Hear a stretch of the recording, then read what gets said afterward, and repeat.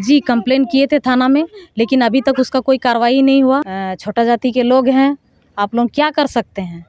आप लोग कुछ नहीं कर सकते हैं। मैंने एफआईआर किया था 3 बार मैंने डीसी एसपी अनुमंडल को। हम लोग ज़मीन देंगे, हम लोग ज़मीन दाता है, हम लोग के लिए उसके पास समय नहीं है। कार मैं गोविंदो कालिंदी, हमारा आंदोलन जारी है और हम पीछे नहीं हटेंगे। इस वीडियो में आपको मैं पूरी तरह जानकारी देना चाहता हूं कि हमारे साथ कांडरा थाना में क्या बात हुई। आप इस चैनल को सब्सक्राइब करें और बेल आइकन को भी दबा दें ताकि इस केस के संबंध में आप जो भी वीडियो हो वो आपको सबसे पहले मिले। टुडे बिहार झारखंड से आज हम सरायकेला खरसावा के कांडरा थाना में मौजूद है, जहां पर हमारे साथ जेल कैंप पार्टी के सदस्य रेखा कालिंदी जी है और आज उनसे जानेंगे कि वे कांडरा थाना में किन मुद्दों को लेकर यहां पर मौजूद है। आज हमारे जो परिवार है कालिंदी परिवार, आज हम लोग का एक मुद्दा था कि 2003 से ही हम लोग का ज़मीन गया हुआ है, जो कंपनी वालों लोन ले लिया है और कंपनी के जो ऑनर है वो लोग बोल रहे थे कि आप लोगों को नौकरी दिया जाएगा, लेकिन अभी तक नौकरी का विषय अभी तक कुछ आया नहीं है। और इस मुद्दे को लेकर के हम लोग आज थाना पे आए हैं, बड़ा बाबू से बात किए हैं और वहाँ का जो एक गार्ड है वो बहुत अभद्र भाषा बोले हैं। जब नौकरी के लिए जब हम लोग वहाँ गए थे धरना के लिए, तब वो गाली गलौज भी किए हैं जातिवादी को लेकर के कि आप लोग जो है छोटा जाति के लोग हैं, आप लोग क्या कर सकते हैं, आप लोग कुछ नहीं कर सकते हैं। इस तरह का अभद्र बहुत ही ऐसा बात बोले हैं जो हम मीडिया में बोल नहीं पा रहे हैं। और वो भी बात बोले और एक चीज़ है कि हम लोग का जो नौकरी जो होने वाला है उस चीज़ को भी वो चैलेंज कर रहे हैं कि तुम लोग छोटा जाति का आदमी है, तुम लोग को यहाँ हम लोग नौकरी करने नहीं देंगे। ये भी बात वो माने हम लोग को डरा रहा है, धमका रहा है। और जो डराने धमकाने वाला जो शख्स है उनका नाम है तारकनाथ तिवारी। क्या आपने इस संदर्भ में कोई कंप्लेन पहले दर्ज कराया था? जी कंप्लेन किए थे थाना में, लेकिन अभी तक उसका कोई कार्रवाई नहीं हुआ और ना ही उनके ऊपर कोई माने एफआईआर हुआ है। और हम चाहते हैं कि इतना अभद्र भाषा वो किए हैं हमारे समाज के प्रति, जात के प्रति, तो उनको तो एफआईआर उनका होना चाहिए, उसको तो जेल में जाना चाहिए। खुलेआम कैसे वो कंपनी में बैठ के माने ताव में मोच घुमा रहा है, बताइए। तो ये तो हमारे लिए बहुत दुख वाला बात है। ऐसा तो नहीं होना चाहिए। क्यों नहीं अभी तक पुलिस प्रशासन उनके ऊपर कार्रवाई कर रहे हैं? इसलिए नहीं कर रहे हैं क्योंकि हम लोग छोटा जाति हैं। अगर यही चीज़ अगर बड़े जाति के साथ होता तो उस समय तो पूरा एक्शन हो जाता कि मैंने उसको मैंने उसके ऊपर कार्रवाई होता। तो हम लोग के साथ इस तरह का अत्याचार क्यों हो रहा है? छोटा जाति के ऊपर इस तरह का ब्लेम लगाया जा रहा है कि आप लोग कुछ नहीं कर सकते हैं, थाना हमारा जेब में भरे हैं। ये कैसा भाषा है? इन लोग का क्या साजिश है? हम लोग को दबा के कुचल के रखना चाहते हैं लोन। हम लोग कहाँ अपना न्याय मांगे? अगर इस तरह का अगर हमारे ऊपर पुलिस प्रशासन भी अगर कार्रवाई नहीं करेंगे तो हम लोग कहाँ न्याय मांगेंगे, बताइए। तो ये देखिए, आपके चैनल से जो भी देख रहे हैं उनको मेरा विनती है कि अगर हमारे जो हमारे जात के ऊपर अगर इस तरह का जो आदमी लोग बात उठा रहे हैं कि छोटे जाति के आदमी कुछ नहीं कर सकते हैं, तो हम लोग क्या कर सकते हैं तो वो भी हम लोग दिखाएंगे उनको। हम लोग भी दबे कुचले नहीं रहेंगे। और पहले का युग नहीं रहा, हम लोग भी शिक्षित और पढ़े लिखे लोग हैं। हमारे साथ एक और विस्थापित परिवार है जिनकी कंपनी के द्वारा ज़मीन दी गई है कंपनी को और बदले में उनको अभी तक ठेकेदारी में काम कर परिवार के सदस्य हैं जिन्होंने amalgam power limited steel company को अपनी ज़मीन दी थी और बदले में उनसे कहा गया था कि उनको ज़मीन के बदले स्थायी नौकरी दी जाएगी। आइए जानते हैं कि उनको नौकरी के बदले में अभी वो प्राइवेट में काम कर रहे हैं, कंस्ट्रक्शन के अंदर, कॉन्ट्रैक्टर के अंदर। तो ये पूरा मामला क्या है ये जानते हैं उनसे। नमस्कार, मेरा नाम गोविंदो कालिंदी है, मैं कांडरा का रहने वाला हूँ। ये बात हो रहा है अमलगम स्टील के बारे में, amalgam steel and power limited.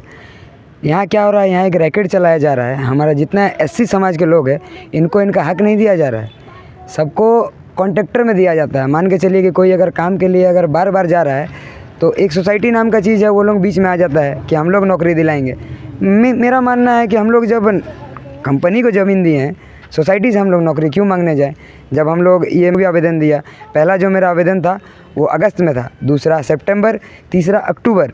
अब मान के चलिए 3-3 बार मैंने आवेदन दिया डीसी, एसपी अनुमंडल, साथ ही साथ कांडरा थाना को, पर अभी तक मेरा कुछ भी इसका जो है रिज़ल्ट नहीं निकला है।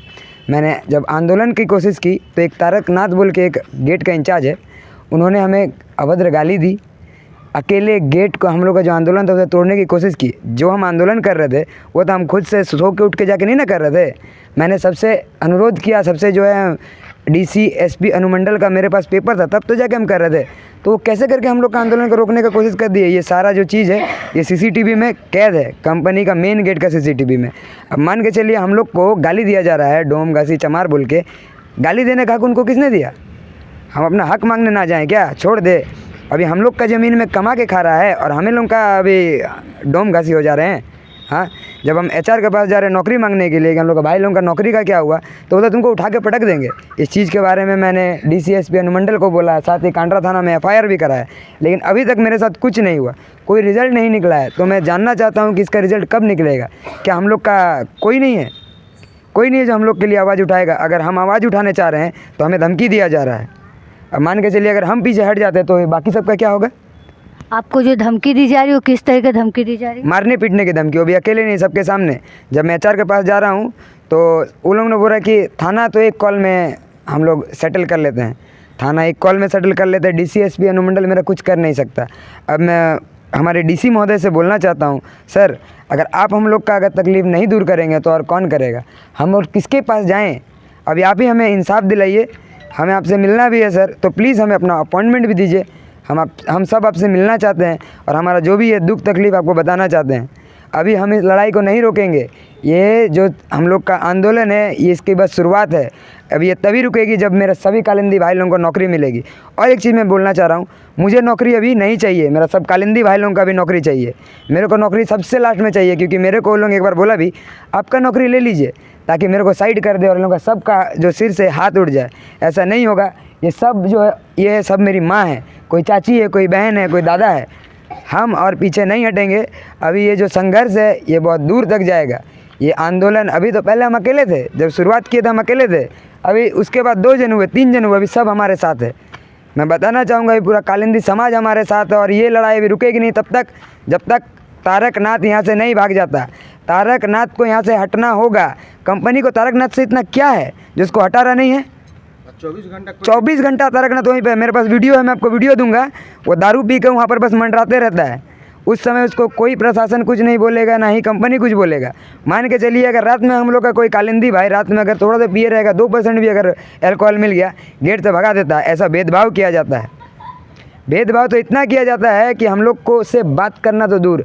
एक बार हम सबको लेके गए थे बात करने के लिए, उस समय हम लोग को 2 घंटा खड़ा कर दिया गया। अभी समय नहीं है। मान के चलिए तो हम लोग के बाप दादा ने तो बहुत गलत काम किया। अभी लोगों को ज़मीन दे के, ज़मीन लेने टाइम 5 बार 6 बार पैर में हाथ पकड़ के ज़मीन लेगा। अभी नौकरी देने टाइम अगर नौकरी नहीं देना है तो हमें अपना ज़मीन वापस करो ना। कौन चाहता है नौकरी करना? हम लोग खेती करेंगे। अब मान के चलिए अगर कोई आबू आवास निकलता है, छोटा मोटा अगर बाथरूम भी आता है, तो हम लोग के पास ज़मीन का पेपर नहीं है दिखाने के लिए कि हम लोग को वो भी मिले। फ़ायदा कैसे उठाएं? हम लोग सब तो दे दिए। हम लोग चाष करने वाले जिसमें खेती करते थे वो ज़मीन लिया है। अब मान के चलिए अगर हम लोग अनाज उगाएंगे ही नहीं, खाएंगे क्या? अब सब माँ बहन जो है ना दूसरों के घर बर्तन मांजने जाती है, ज़मीन देके क्या बर्तन मांजने जाएगा? हाँ, आज 22 साल हो गया। 2003 में ज़मीन लिया गया था, आज हो गया 2025, अभी तक लोगों को मौका नहीं मिला। समिति बोलती है समय समय में हम बात करते हैं, धीरे धीरे नौकरी दिला देंगे। मैं कहना चाहता हूँ समिति क्यों दिलाएगा हमें नौकरी? हमारा जो ये लड़ाई है और हमारा जो नौकरी का मांग है ये कंपनी से है, समिति से नहीं है। तो मैं कृपा करके समिति से बोलना चाहता हूँ आप इससे दूर रहिए। आपसे हम लोग नौकरी नहीं मांग रहे हैं, हम लोग कंपनी से बात कर लेंगे। और हम ये भीख नहीं मांग रहे हैं। उनको अगर लग रहा है कि पहले का वो रह गया कि हाँ सबको आता था, 2 बार धमका दिया चल गया। हम लोग अभी शिक्षित है, हम लोग जानते हैं कि हम लोग को सबको एक समान अधिकार दिया गया है। हम लोग छीन के ले लेंगे लड़के। अभी ये थाना तक ही हुआ है, इसके बाद अभी कोर्ट जाएगा, हाई कोर्ट जाएगा, डीसी के पास जाएगा। हम लोग का जो एससी कोर्ट है, हरिजन कोर्ट, वहाँ तक जाएगा। नहीं होगा तो रांची तक जाएगा। लेकिन ये आंदोलन में रुकेगा नहीं। मुझे खरीदने की कोशिश मत करना, सब बिकाऊ नहीं होते हैं। हम लोग नौकरी लेके रहेंगे। अब हमारे साथ हमारी दीदी भी है। पहले तो हम अकेले थे, लग रहा था कि अकेले है, अब तो दीदी है। अब साथ में मिलकर हम लोग लड़ेंगे और पूरा कालिंदी समाज हमारे साथ है। अब देखते हैं कैसे नहीं नौकरी देता है। बाप बाप बोल के नौकरी देना पड़ेगा, वरना यहाँ से भगाएंगे सबको। वो लोग क्या सोच के रखा है, हम लोग का जगह में आके हम लोग को डरा धमका के रखेगा। वो दिन बीत गए जो हम लोग डरे समय रहते थे। अभी हम लोग डराने के काबिल हो गए हैं। अभी उनको हम लोग से डर के रहना होगा। अगर हमारे यहाँ काम करना होगा तो हमें इज्जत देना होगा। हमारा ज़मीन लेके हम लोग डोम घासी चमार तो क्या ज़रूरत है तुम लोग यहाँ पर काम करने का? भाग जाओ यहाँ से। कोई बड़ा जात का जहाँ पर ज़मीन गया वहाँ पर जाकर काम करो। यहाँ पर क्या ज़रूरत है काम करने का? मेरा यही बोलना है। मेरा ये हमारे सीएम साहब से भी अनुरोध है कि कृपया करके इस चीज़ में थोड़ा आप नज़र डालें। हम लोग सब बहुत परेशान हैं। अगर परेशान नहीं होते तो दिन रात, अब मान के चलिए मैंने जब से आंदोलन किया है अभी तक 3 बार डीसी एसपी के पास चल गए हैं। दिन में ड्यूटी करते हैं, रात में आवेदन लिखते हैं, शाम को जाते हैं सबको पहुंचाने। बस यही करते रहें, यही बस काम रहेगी हम लोग का। अगर ऐसा ही है तो डीसी ऑफिस में हमें फिर धरना देना पड़ेगा। फिर हमारे जितने 40-45 कालिंदी भाई लोग हैं सबको लेके जाके एक दिन डीसी ऑफिस के आगे में धरना देते हैं। जब तक वो नौकरी नहीं दिला देते हम लोग वहाँ से हिलेंगे नहीं। दीदी हमारे नेतृत्व करेगी, ये आगे रहेगी और उसके बाद देखना होगा कि सर दीदी को क्या जवाब देते हैं। अब हम पहले तो बस एक समाज का लड़ाई था, अब तो पूरा कांड्रा का लड़ाई है। बहुत यहाँ पर स्कैम चल रहा है। बहुत जन का तो ऐसा इस कंपनी में फाइनल बन गया है। 10 जन का, मान के चलिए एग्जांपल बता रहा हूँ, 10 जन को फाइनल का नाम आया है, 4 जन को फाइनल दिया और 3 जन जो डर में सहमे हैं उन लोगों को बोल दिया तुम लोग का भी नहीं हुआ, बाद में होगा। उन लोगों का पैसा खा गया। उन लोगों का पैसा कहाँ गया? मेरे पास आ रहा है एक बच्चा के पास कि बाबू मेरा देखो ना, मेरा फाइनल नहीं आया, वरना यहाँ मतलब यहाँ का जो भी नेता सब भ्रष्ट है, सब बिका हुआ है, इसीलिए तो एक बच्चा के पास आ रहा है, वरना वो लोग क्या मदद नहीं करता। बस इसी के साथ में अभी इस जो भी मेरा बात है इसको मैं समाप्त करता हूँ। अब इसके बाद कल देखा जाएगा, हमारा कल कोर्ट में जाएंगे केस करने। और मैं ऐलान करता हूँ कि अब जो करना होगा मैं वो हर चीज़ करूँगा, हमारा सब भाई लोगों को उनका हक दिलाने के लिए। मेरा नौकरी सबसे लास्ट में चाहिए, पहले नहीं चाहिए, पहले सबका चाहिए। और जो अफवाह फैला रहे ना कि अपना लिस्ट में दे रहा, 22 साल से तो बस लिस्टें बन रहा है। बस हम लोग को बांटने का और अलग करने का कोशिश मत करो।